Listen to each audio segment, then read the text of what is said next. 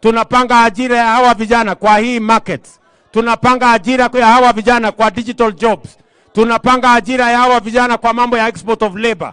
Tunapanga ajira ya hawa vijana kwa mambo ya manufacturing na mambo ya value addition na mambo ya industrialization.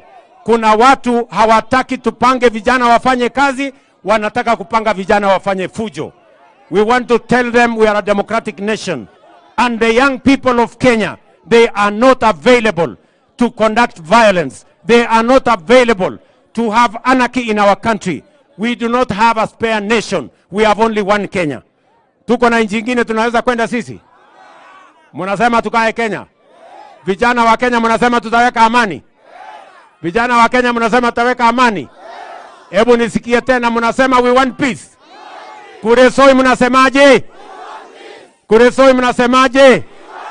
Na Nakuru? Na Kenya? Yes, we want peace. Sijui kama tunaelewana. Tuko pamoja?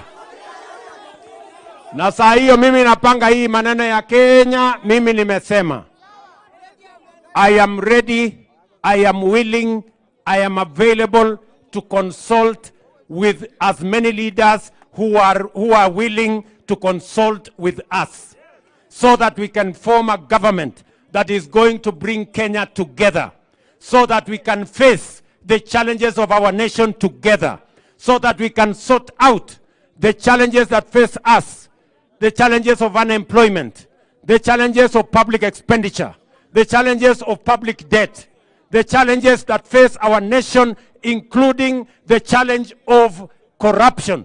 I am ready, I am willing, I am prepared to consult and work with leaders who are willing to consult and work with us.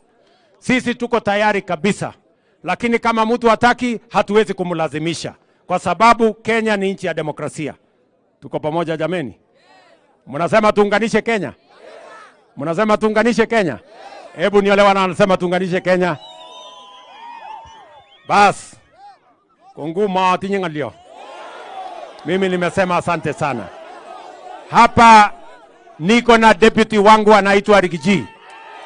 Si awasalimie.